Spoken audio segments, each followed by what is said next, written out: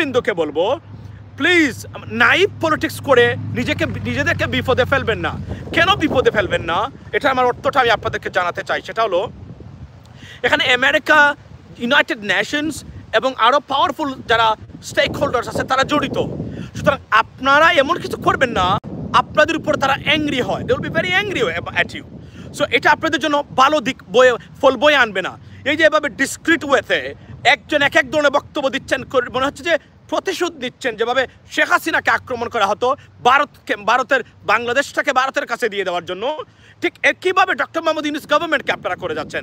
Don't do that, stop. রাখাইনের সাথে মানবিক করিডোর নিয়ে নীতিগত সিদ্ধান্ত হয়েছে সরকারের মধ্যে, এমন জানানো হয়েছিল, যদিও এটা নিয়ে ফাইনাল কোনো সিদ্ধান্ত এখনো দেওয়া হয়নি। কিন্তু সরকারের এই কথা বলার পর থেকে কিছু রাজনৈতিক বিশ্লেষক এবং আলোচক তারা বলার চেষ্টা করছে ডক্টর মোহাম্মদ ইউনূস হাসিনার মতোই আমেরিকার কাছে বাংলাদেশ বিক্রি করে দিচ্ছে, বাংলাদেশ ভারতের গোলাম হয়ে যাচ্ছে। আসলে কি বাস্তবতা তাই, নাকি এই করিডোরের মাধ্যমে বাংলাদেশ অনেক লাভবান হবে এবং এটা হাসিনার সাথে ভারতের যেরকম চুক্তি সেই চুক্তির মতো নয়, বরং এখানে দ্বিপাক্ষিক কোনো আলোচনা আছে? দর্শক, এই বিষয়গুলো নিয়ে গুরুত্বপূর্ণ আলোচনা করেছেন এমন মাসুম ভাই। আশা করি তার সম্পূর্ণ আলোচনা আসলে বুঝতে পারবেন ডক্টর ইউনূস দেশ বিক্রি করছেন না, বরং করিডোরের মাধ্যমে দেশকে উন্নয়নশীল দেশের কাতারে নিয়ে যাওয়ার চেষ্টা করছেন। আপনাদের সবাইকে আমন্ত্রণ জানাই আজকে লাইভে বিষয় হলো করিডোর রাজনীতি। বাংলাদেশের আপনার রাখাইনের আর্মি বা আরাকান আর্মিদেরকে করিডোর দেওয়া নিয়ে বাংলাদেশের তোলপাড় চলছে এই মুহূর্তে, এবং দেখলাম সবাই মোটামুটি আপনার করিডোরের দিলে ভালো। আচ্ছা, আপনি বলছেন ভালো, আমি আসি। এবং আমি দেখলাম অনেক সিকিউরিটি এক্সপার্টস, আমি জানি না তারা সিকিউরিটি এক্সপার্টস কিনা বা এক্সপার্টিস কিনা, এবং তারও বক্তব্য দিচ্ছেন, জেনে না জেনে বক্তব্য দিচ্ছে আমরা একে, আমি দিচ্ছি, আপনি দিচ্ছেন, সবাই দিচ্ছে। কেউ আসলে জানছে না মানে what is the reality, I mean on the ground, to be honest. কিন্তু করিডোর নিয়ে ডক্টর ইউনূসকে ফেলে দিবেন আওয়ামী লীগের, ভারত এবং আওয়ামী লীগের যে proposed red is danger bro.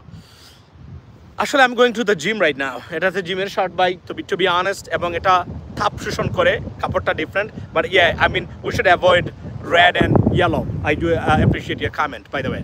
So আপনার করিডোর নিয়ে, এবং দেখলাম অনেকগুলা চ্যানেলে বিভিন্ন ধরনের সংবাদ হচ্ছে। করিডোর মানে কি, বাংলাদেশ বিক্রি হয়ে গেছে, অর্থাৎ ডক্টর মোহাম্মদ ইউনূস বাংলাদেশকে বিক্রি করে দিয়েছেন আমেরিকা এবং আপনার এই কিসের কাছে, জাতিসংঘের কাছে, এবং ভারতও এটা সুযোগ নিচ্ছে, সবাই এটার সুযোগ নিচ্ছে। কিন্তু আমি আপনাদেরকে যেটা বলতে চাই, দেখুন করিডোর এটা তো ক্লিয়ার কাট, এবং আই মিন এটা নিয়ে যদি জিজ্ঞাসা থাকে, এবার বিএনপির ব্যাপারে বলি আমি, জনাব তারেক রহমান সাহেব বক্তব্য দিচ্ছেন, সবাই খুব ভেরি অ্যাংরি বক্তব্য দিচ্ছেন, মনে হচ্ছে আওয়ামী লীগের মতো দেশ বিক্রি করে দেওয়া হচ্ছে। বাট মাই কোয়েশ্চন ইজ, আমি বিএনপিকে প্রথমে বলতে চাই যে বিএনপির তো উচিত হলো, যেহেতু তারা একটা কল দিলেই যেখানে মনির হায়দার ভাইয়ের মতো ব্যক্তি আছেন, ডক্টর মোহাম্মদ ইউনূসের সাথে দেখা করতে পারেন, বিএনপির টপ লেভেলের এনি লিডারশিপ এনি টাইম, এবং যিনি নিরাপত্তা বা আপনার এই উপদেষ্টা আছেন উনি আপনার ডক্টর খলিলুর রহমান, ওনার সাথে দেখা করতে পারেন। তাদের এতটাই অ্যাক্সেস আছে, তারা 24/7 আই মিন অনেস্টলি স্পিকিং কথা বলতে পারেন, দেখা করতে পারেন। তো তারা যান না কেন আপনারা যাচ্ছেন না? মানে বিএনপি নেতৃবৃন্দ যারা আছেন, আমি অনুরোধ করি, yes you may have a concern, it's very legitimate that you have a concern about it because you're a political party. আপনারা ক্ষমতার একজন অন্যতম স্টেক হোল্ডার বাংলাদেশের রাজনীতির এবং ক্ষমতার বলতে গেলে, তো আপনারা তো কনসার্ন থাকতেই পারে, আই আন্ডারস্ট্যান্ড। বাট আমি বিএনপিকে বলবো, বিএনপির নেতৃবৃন্দকে বলবো, প্লিজ নাইভ পলিটিক্স করে নিজেদেরকে বিপদে ফেলবেন না। কেন বিপদে ফেলবেন না, এটা আমার অর্থটা আমি আপনাদেরকে জানাতে চাই। সেটা হলো এখানে আমেরিকা, ইউনাইটেড নেশনস এবং আরও পাওয়ারফুল যারা স্টেক হোল্ডার্স আছে তারা জড়িত। সুতরাং আপনারা এমন কিছু করবেন না আপনাদের উপর তারা অ্যাংরি হয়, they will be very angry at you. So এটা আপনাদের জন্য ভালো দিক ফল বয়ে আনবে না। এই যে এভাবে ডিসক্রিট ওয়েতে একজন এক এক ধরনের বক্তব্য দিচ্ছেন, মনে হচ্ছে যে প্রতিশোধ নিচ্ছেন। যেভাবে শেখ হাসিনাকে আক্রমণ করা হতো বাংলাদেশটাকে ভারতের কাছে দিয়ে দেওয়ার জন্য, ঠিক একইভাবে ডক্টর মোহাম্মদ ইউনূস গভর্নমেন্টকে আপনারা করে যাচ্ছেন। Don't do that, stop. You have access. তখন তো শেখ হাসিনার সাথে কেউ কথা বলতে পারতেন না, যারা কথা বলতেন তারা জেলে থাকতেন। Now everyone is free on the ground, moving around. Why didn't you go 24/7, 7 days a week? You can talk, you can meet. Why don't you go? Go and talk to them and say, hey, you know what you guys doing right now about corridor and in terms of Myanmar? We don't like it. We need to know what's going on. They will explain to you. If you do not like it, you can come out and call for a press conference and say, hey, nation and people of Bangladesh, this is what they're doing in terms of, I mean, Myanmar or corridor or Arakan or Rakhine, right? আপনার আপনার দেখেন মানে আপনারা করতেছেন, আমরা মনে করি এটা দেশের বিরুদ্ধে যাচ্ছে। তখন প্রেস কনফারেন্স করে বাংলাদেশকে বললেন, জনগণকে বললেন, দেখুন আমরা কিন্তু প্রতিবাদ করে আসছি, এই ঘটনা ঘটতেছে, আপনাদেরকে আমরা জানালাম, এখন সিদ্ধান্ত আপনাদের। This is the best policy and politics. এখানে একজন বক্তব্য দেয়, ওইখানে একজনের বক্তব্য দেয়, ওইখানে একজন বক্তব্য দেয়, মনে হচ্ছে ডক্টর মোহাম্মদ ইউনূস আমাদের চিরশত্রু। No, they are not. They're not our enemies. They're our friend. They were the best government we have ever seen I mean within last a few decades, ladies and gentlemen. তো আপনারা এভাবে বক্তব্য দিচ্ছেন কেন? আমি BNP নেতৃবৃন্দকে বলছি, please be wise. You have access. You can go to the chief advisor's office anytime, 24/7.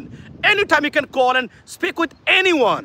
Mirza Fakhrul Islam Alamgir Saheb, he can talk, or Tareq Rahman Saheb, he can talk to even chief advisor anytime. It's not a problem.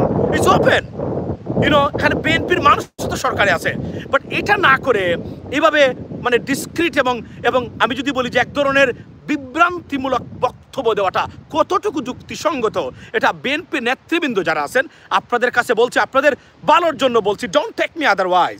It's wrong to like give any statement regarding that in a discreet way. I mean, on this social media, on that social media, is being picked up by anti-Bangladeshi people and the political party, and even above all, India. They're picking up and they're spreading rumors and confusion in our society, in a political arena. You should not do that. And then on top of it, আমি আজকে আপনাদেরকে বলি, professor Shahiduzzaman গতকালকেও বলেছি corridor নিয়ে, যে উনি একমাত্র ওনার ইন্টেগ্রিটি নিয়ে আমার বিন্দু মাত্র কোনো প্রশ্ন নেই, মানে কোনো ধরনের আমার সন্দেহ নেই ওনার দেশপ্রেম নিয়ে, ওনার কমিটমেন্ট নিয়ে, ওনার যোগ্যতা নিয়ে। উনি বলতেন it's better for Bangladesh. I am not an expertise, I understand, or security analyst, but we are on politics. We are in politics. We are on political agenda on social media and stuff like that. We are watching everything, entire world, not only Bangladesh, entire world, right? How countries upon countries, I mean, they conduct their affairs. I mean, corridor, how did it work, and something like that, and so on and on. So we see every single day and everything, but you know what I mean? Don't teach us something wrong stuff. That's the bottom line, okay? আপনারা মনে করবেন না আপনারা পৃথিবীর সব কিছু জানেন, আপনারা জানেন না অনেক কিছুই, পৃথিবীটা কিভাবে চলছে। আপনারা ওই মালিবাগের ওই নেপোলিয়নের রাজনীতিতে সীমাবদ্ধ। এই পৃথিবীটা কোন জায়গায় যাচ্ছে, কিভাবে যাচ্ছে, you have no even idea, right? No idea.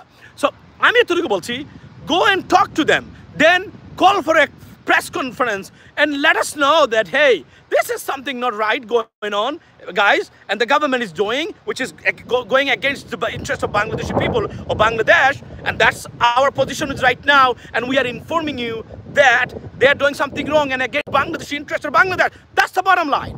এভাবে বক্তব্য দেওয়াটা যুক্তিসঙ্গত নয়। মনে রাখবেন, বিএনপি যেন নিজের পায়ে কুরান না মারেন, এটা নেতৃবৃন্দ আমি অনুরোধ করব, কেননা এখানে আমেরিকা এবং ইউনাইটেড নেশনস জড়িত। মনে রাখবেন, এরা কোনোভাবে যে আপনাদের উপর বিরক্ত হয়, এটা আপনাদের জন্য ভালো ফল আনবে না। যদি if you want to go to the power, or you think that you are the biggest stakeholder for the power. That's the bottom line. China is not a big deal over there. United States and United Nations, if they are angry with you, then it's a problem. You have to understand that. Chinaর স্যাংশনে কোনো দেশ মানে গরিব হবে না, কিন্তু যুক্তরাষ্ট্রের স্যাংশনে দেশ গরিব হবে। এটা বুঝতে হবে আমাদেরকে, এটা রিয়েলিটি ভাই, এটা রিয়েলিটি, এটা তো অস্বীকার করার কিছু নাই। যারা অস্বীকার করতে চান তারা মূর্খ, তারা নাইভ, তারা জ্ঞান পাপী, তারা জানেন না, তারা পৃথিবীর ইম্প্যাক্ট এই ইফেক্ট সম্বন্ধে জানেন না। এগুলা তাদের এক একটার কোনটার সাথে কোনটা জড়িত, বাস্তবতাকে নিতে হবে। আপনি anti American, I understand, but you have to understand at the same time they have a power, they can influence you, they can damage you, they can harm you if they don't like it. That's the bottom line. So protect your national interest, protect your country. I mean to be honest, being harmed. So then move on. But যেভাবে চলছে বর্তমানে, আমি দেখলাম যে Ukraine কি করলো জাতিসংঘ। I understand. সব জায়গায় সব সমস্যার সমাধান এভাবে হয় না। সব কিছুতে যদি কিছুই নাই তাহলে পৃথিবীটা চলবে কিভাবে? এই পৃথিবীতে এখনও কিছু দেশ কিছু সংস্থা কাজ করে বলেই আমরা শান্তিতে আছি। আমরা অনেকগুলা কনফ্লিক্টের কম দেখি, আমরা মনে রাখবেন এগুলা। আপনারা মানে বাস্তবতা বিবর্জিত চিন্তা কখনো করবেন না। আমি জানি কেউ বলে ও জাতিসংঘ failed, I understand there are many issues. United Nations failed to execute their proper duties, or maybe they weren't able to do that. But for example, Palestine, Gaza, Palestine, Israel, right? I mean, but Jatishingo, United Nations tried their best, right? As you know that, you should be happy with that. But there are many other issues that they could not do anything else because of the big power even above them, right? So বাস্তবতা বুঝে আমাদেরকে কাজ করতে হবে।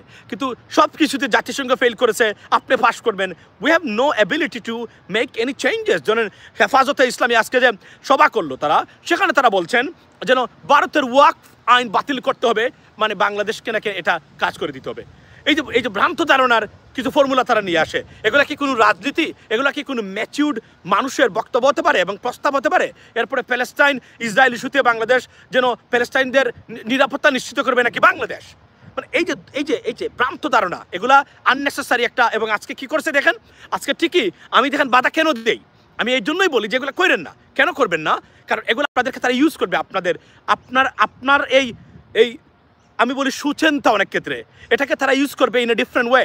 দেখেন আজকে কি বলছে ফায়ারফোর্স, ওই যে পালকি শর্মার পত্রিকা মানে নিউজ চ্যানেল বলছে যে ইসলামিস্ট বা মৌলবাদীরা বা জঙ্গি ভাবে এটা অর্থ যারা বাংলাদেশের নারী রিফর্মসের নিয়ে তারা কি করেছে, তারা চায় না, তার প্রতিবাদ করেছে। অথচ দেখেন এই নারী রিফর্মসের ব্যাপারটা ডক্টর মোহাম্মদ ইউনূসকে জানিয়ে দেওয়া হয়েছে। যৌনকর্মীরা কখনো লাইসেন্স পেতে পারে না, কারণ এটা একটা মুসলিম দেশে এবং আমাদের আর্থসামাজিক যে ব্যবস্থা সেই ব্যবস্থা it is unacceptable. We cannot accept it, no it should not be in Bangladesh. We told them and they are considering that's not gonna happen. But তারা এটাকে মিছিল করে সমাবেশ করে একদম ফাটিয়ে ফেলছে। অথচ এই হেফাজতে ইসলামীরা 17 বছরে শেখ হাসিনাকে মানে কওমি জননী থেকে শুরু করে শেখ হাসিনাকে কওমি জননী বলেছেন, তাদেরকে বাংলাদেশে প্রতিষ্ঠা করার ক্ষেত্রে হেফাজতের ভূমিকা অন্যতম। ৭৫ গণহত্যা নিয়ে একটা শব্দ বলতে পারেন নাই তারা, বিচার চাওয়া তো দূরের কথা। আজকে তারা সুযোগ পেয়েছেন যেখানে তারা যে কোনো সময় ডক্টর মোদি ইউনূসের সাথে দেখা করতে পারেন, গিয়ে বলতে পারেন নারী বিষয়ে যে রিফর্মসের প্রস্তাব করা হয়েছে সংস্কারের, we no agree with, we do not agree and I think you should be stopped right now. Understand? Anytime they can go, anytime they can meet with আপনার এই চিফ অ্যাডভাইজার, ইভেন দো আপনার এই কি আমাদের ধর্ম বিষয়ক যে উপদেষ্টা আছেন ওনার সাথে পররাষ্ট্র বিষয়ক উপদেষ্টা, any time the door is open for them. Now তারা কি করলো, এটা না করে তারা গেছে এখানে সমাবেশ করতে, কি দেখাইতে তাদের ক্ষমতা আছে। আপনাদের কি ক্ষমতা আছে হেফাজতের ইসলামের হুজুররা? আমরা দেখেছি 16 বছর, এবং 16 বছরে 16,000 বার বিক্রি হয়েছেন আওয়ামী লীগের কাছে। সকালে বিক্রি হয়েছেন, বিকালে আরেকটা দামে বিক্রি হয়েছেন, আবার উল্টিয়েছেন, আবার সকালে বিক্রি হয়েছেন। বিক্রির মধ্যে ছিলেন আপনারা, কেনা এবং বেচার মধ্যে ছিলেন এই হেফাজতের আলেমরা। এত লেকচার আমাদেরকে দিয়েন না, আমরা বিদেশে বসে দেশকে রিপ্রেজেন্ট করে থাকি বিদেশিদের কাছে। সো মনে রাখবেন, এগুলা ভুলে যাবেন না।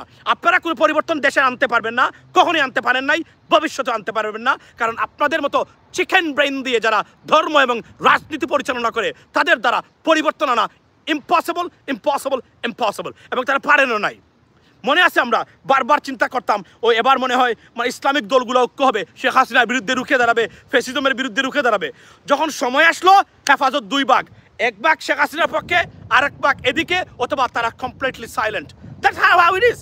এবং এরা এসে এখন মিছিল করে, শক্তি প্রদর্শন করে, বক্তব্য দেয়। এবং মাহমুদুর রহমান ভাই, আমি আপনাকে বলি, আপনাদের ওনাদের মানে কাছে কেন যান এবং ওনাদের এখানে, I have no idea, but it's wrong, মানে বি কেয়ারফুল, এটা রং। কিন্তু এদের কোনো চিন্তা চেতনাই নাই। ওয়াকফ বিল পাশ করেছে ইন্ডিয়া, তারা এটা আনছে প্রস্তাব, এটা বাংলাদেশে, এটা ভারতের মুসলমানদের ব্যাপার, তারা দেখবে এটা আমাদের এখানে কি, আমরা কেন এগুলো নিয়ে পড়ে থাকবো? This is just unbelievable. মানে ভ্রান্ত ধারণা কাকে বলে রাজনীতির নামে। দেখতে চাইলে হেফাজতকে দেখুন আপনারা। এবং এই যে মৌলানা আপনার মামুনুল হক সাহেব কত লাইভ করেছে ওনাদেরকে নিয়ে, কত প্রতিবাদ করেছে হেফাজতকে নিয়ে।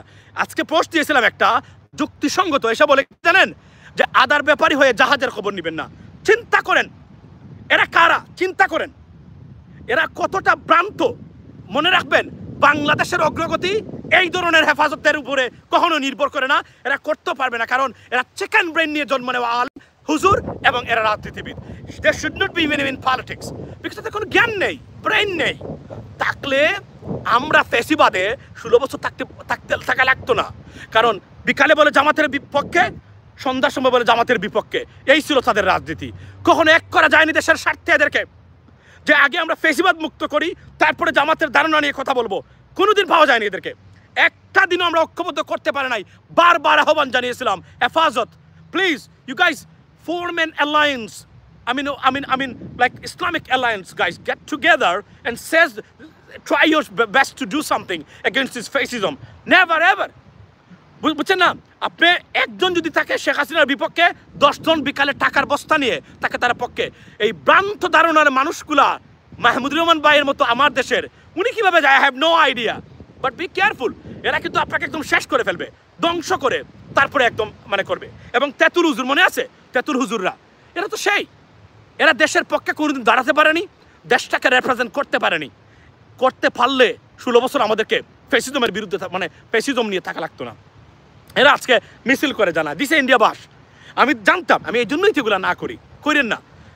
You have access, the doors are open for you 24/7।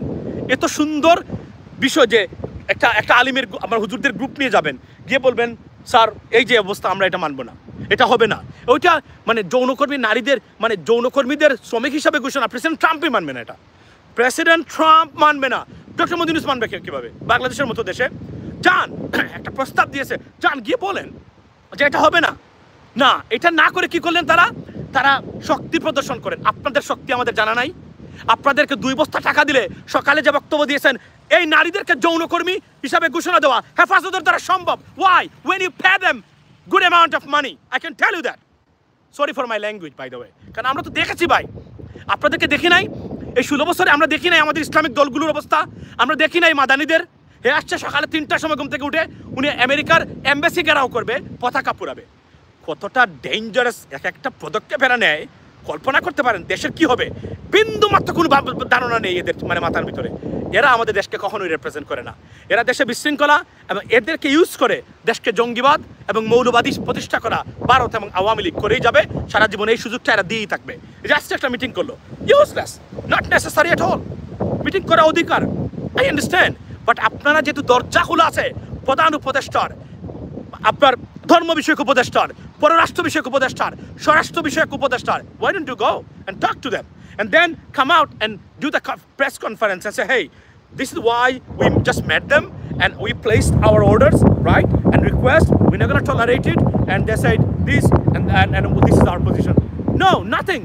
খালি মিছিল করতে হবে এখানে, যে কোনো মিছিল করতে পারে নাই সেখানে এসে বাংলাদেশ এখন ওপেন পেয়েছেন, তো সরকারকে সফট পেয়েছেন, যা ইচ্ছা তাই। আমাদের মতো কেউ সরকারে থাকলে ওরা করতে পারতেন না। আমরা জানি কিভাবে এগুলোকে মঙ্গল করতে হয়, এটা আমরা করে দিতাম। এটা বাই দ্য ওয়ে বলে রাখি। এই জন্য এখন তারা আমাদের বলবে কি জানেন, বলে এসে ইহুদিদের দালাল। অথচ আমরা প্রাগমাটিক চিন্তা চেতনা করি দেশটাকে এগিয়ে নেওয়ার জন্য। আমরা চাই না এদেশ একটা পূর্ব তিমুর হোক, আমরা চাই না এদেশ একটা আফ্রিকার যুদ্ধ বিধ্বস্ত এবং কনফ্লিক্টে জর্জরিত একটা দেশ হিসাবে মানে আপনার এটা প্রতিষ্ঠা হোক। This is our motive. এবং তারা কি, তারা আমাদের উল্টে গিয়ে তারা চায়। এবং এদের এতটা রাজনৈতিক জ্ঞানের এতটা অভাব, ইন্টেলেকচুয়ালিটির এতটা অভাব, ধর্মীয় জ্ঞানের এতটা অভাব, আমি জীবনে কোথাও পৃথিবীতে এত ভ্রান্ত ধারণার আলেম এবং ভ্রান্ত ধারণার রাজনীতিবিদ আমি অন্তত কোথাও দেখি নাই। That's the bottom line. কেউ খুশি হলেন কি আমার উপরে দুঃখিত হলেন, আমি কিন্তু এটা মানে আই ডোন্ট কেয়ার। এবং আমি আপনাদেরকে পছন্দ করি। আমি চাই আমাদের আলেমরাদেরকে কেউ যেন জঙ্গি না বলুক, আমাদের আলেম হুজুরদেরকে কেউ যেন মৌলবাদী না বলুক। এটা আমরা প্রতিবাদ করেছি। এই মামুনুল হক সাহেবের জন্য কতটা লাইভ করেছি, মানে কল্পনার বাইরে। পেজগুলা গেছে আমার। এখন তো হেফাজতের উচিত হলো আমার পেজগুলা জন্য তারা মিছিল করবেন আপনারা। আমার যে 2টা পেজ ছিল আপনি জানেন কত মানে মিলিয়নস অফ মানে ভিউজের এক একটা লাইভ মৌলানা মামুনুল হক সাহেব আপনাকে নিয়ে দেন। আমার পেজগুলো বার করে যান, যে সরকারকে বলেন তার পেজ ফেরত দেন, যান গিয়ে বলেন গিয়ে। পারবেন ওগুলো বলতে পারবেন না। এখন তো আপনাদের মানে গজাইছে, মানে পাখা গজাইছে না, পশম উঠে গেছে। এগুলো থাকবে না। একদিন উল্টা চলবেন, সাপোর্ট জীবনে পাবেন না। আর মনে রাখবেন আপনারা একা, আন্তর্জাতিক বিশ্বে আপনার খুবই একা, আপনাদের কোনো পাওয়ারই নাই। কিছুক্ষণ যাবেন, বিশৃঙ্খলা করবেন, পাঞ্জাবি খুলে মারামারি করবেন, আসবেন, দেখাবেন, that's your power. But you are not intellectual enough to bring a changes into our system. You're completely naive and foolish and almost nonsense political terms of politics and other issues, by the way. তো এখন আমি বলি, আবার আমি let me go back to my point, main point. আমি বিএনপিকে বলছি, অনুরোধ করি যেহেতু আপনারা মানে পাওয়ার আর stakeholder number 1 right now in terms of আপনার পপুলারিটি। আমি জনাব তারেক রহমান এবং মির্জা ফখরুল ইসলাম আলমগীর আপনাদেরকে বলছি দুজনকেই, আপনারা একটা মিটিংয়ের ব্যবস্থা করেন, গিয়ে আপনাদের কোন কোন জায়গায় কনফিউশন, কোন কোন জায়গায় আপনারা মনে করেন দেশ বিরোধী কাজ হচ্ছে, গিয়ে বলেন। তারপর তাদের উত্তর কি সেটা প্রেস কনফারেন্সের মাধ্যমে আমাদেরকে জানান। This is your job. Do not do anything naive, because মনে রাখবেন এখানে America, United Nations, other political European Union, other big stakeholders যারা আছেন তারা এখানে জড়িত। এটা আপনাদের বিপক্ষে যাবে কোনো না কোনোভাবে। ভবিষ্যতে রাষ্ট্র ক্ষমতা আসলে সরকার পরিচালনা করতে পারবে না ঠিকমতো যদি এরা সাপোর্টস কোনোভাবেই এরা অসন্তুষ্ট হয়। বি কেয়ারফুল, এটা মাথায় রাখবেন। এটা ইন্টেলেকচুয়ালিটি। ভারত দিয়ে কখনো বাংলাদেশের রাষ্ট্র পরিচালনা করতে পারবেন না আপনি, এটা মাথার থেকে মানে তুলে দিবেন। এটা হচ্ছে আমার বক্তব্য। আর আরেকটা জিনিস হলো যে আমি প্রফেসর অধ্যাপক শহীদুজ্জামান যারা বর্তমানে বলছেন যে এটা খারাপ কেন, ওয়াই ডোন্ট ইউ গাইজ, আমি বিএনপিকে বলছি আবারও, আপনারা আর্মি অফিসিয়ালস যারা রিটায়ার্ড, যারা এক্সপার্টিজ, রাইট, যাদের নিরাপত্তা এই বিষয়ে বা আর্মি বা মিয়ানমার এই বিষয়ে তাদের পড়াশোনা আছে, জানাশোনা আছে, তাদেরকে নেন, নিয়ে একটা টিম গঠন করে ফোন দেন মনির হায়দার ভাইকে, বলেন যে please arrange a meeting, that's it, broom, meeting হয়ে গেল। দেখা করে বললেন আমরা আমাদের বলেন তো আপনারা কি করতেছেন, আপনারা যেটা করলেন আমাদেরকে কেন জিজ্ঞেস করলেন না। এই প্রশ্নগুলো আছে যে মানে জিজ্ঞেস করার অধিকার অ্যাবসলিউটলি বিএনপির আছে, না যে কোনো রাজনৈতিক দলের আছে। জিজ্ঞেস করেন, go and talk to them, then come out. খালি মিছিল, মিটিং আর ভ্রান্ত ধারণা কথা বলে দেশকে শত্রুর কাছে বিক্রি করার কোনো অর্থ হয় না। এটাই হচ্ছে আমার বক্তব্যটা। মনে রাখবেন, সেই জাতি তত বেশি স্টেবল যে জাতি যত বেশি ইন্টালেকচুয়াল। আপনার যদি রাজনৈতিক ইন্টালেকচুয়ালিটি এবং যেটাকে আমরা বলি দূরদর্শিতা না থাকে এবং কম্পিটেন্সি না থাকে, যোগ্যতা না থাকে, আপনি কখনোই সঠিকভাবে রাজনৈতিক ময়দানে প্রতিষ্ঠিত হতে পারবেন না। বিএনপির অনেক ভুলভ্রান্তি টপ লেভেলে লিডারশিপ করেছেন বলেই বিএনপি এতটা ক্ষতিগ্রস্ত হয়েছে। কিসের জন্য? মামলা খেয়েছে, নেতাকর্মীরা নির্যাতনের শিকার হয়েছেন, কেননা টপ লেভেলের মারাত্মক ধরনের ভুল এবং অগুছালু রাজনীতি আমরা দেখেছি। আমরা বলি না সাধারণত, আমরা তাদেরকে নষ্ট করতে চাই না। আমার তো একটাই পলিসি ছিল যে শেখ হাসিনার থাকা অবস্থায় বিএনপির সমালোচনা করা যাবে না, আমি করিও নাই। কেউ করলে আমার সাক্ষী, আপনার নাগরিক টিভির টিটু ভাই সাকিবকে জিজ্ঞেস করেন বা আরও যারা আছেন তাদেরকে জিজ্ঞেস করে কথা বলতাম না বিএনপির সমালোচনা করা যাবে না, কারণ এরা বিপদগ্রস্ত, এদেরকে আরও বিপদে ফেলা যাবে না, এখন পরে বলা যাবে, বিশ্বাস করেন। এটাই ছিল আমার পলিসি এবং আমি যুদ্ধ করতাম সবার সাথে। আমরা জানি কত ভুল করেছেন আপনারা, কারা কী করেছেন এটা তো আমাদের জানা আছে, বাট মনে রাখবেন এই ভুল রিপিট করা যাবে না। এবং যুদ্ধ ঘোষণা করা যাবে না যুক্তরাষ্ট্রের বিরুদ্ধে, যুদ্ধ ঘোষণা করা যাবে না ইউনাইটেড নেশনসের বিরুদ্ধে। আর আপনি যদি মনে করেন জাতিসংঘ কিছুই না, আমেরিকা কিছুই না, তাহলে do it, let's see what happens next, right? আমি জানি কি হবে, এটা আমি তো বলছি, প্রেডিকশন করে দিতে পারি এখনই। জীবনে কখনো যদি এরা অসন্তুষ্ট হয়, রাষ্ট্র পরিচালনা করতে পারবেন না শান্তিতে। Be careful. ইয়েস, তারা তাদের স্বার্থ চাইতে পারে, I understand, you are right. Deal with competency, intellectuality, right, kind of diplomatic সিস্টেমে করেন, নিজের দক্ষতা দেখান। খালি এভাবে একজনের বক্তব্য একটা, এইভাবে একটা বক্তব্য একটা দিয়ে সমাধান হবে না, বরং এটা আপনাদের আরো ক্ষতিগ্রস্ত করবে দেশকে। ভারত এবং আওয়ামী লীগের আপনার এই তাদের আরও জোরালো প্রচেষ্টা এখন প্রতিষ্ঠিত হবে। এটাই ছিল আমার বক্তব্য। Ladies and gentleman, this is from me right now. আমি এটা দিতে চাই, আমি বলতে চাই, কারণ মনে রাখবেন আমরা যে ধরনের সরকার এখন আছে, মিছিল করা লাগে না। Anyone can meet with chief advisor and his cabinet and say their demands, place their demands and get an answer. It's not an autocratic government.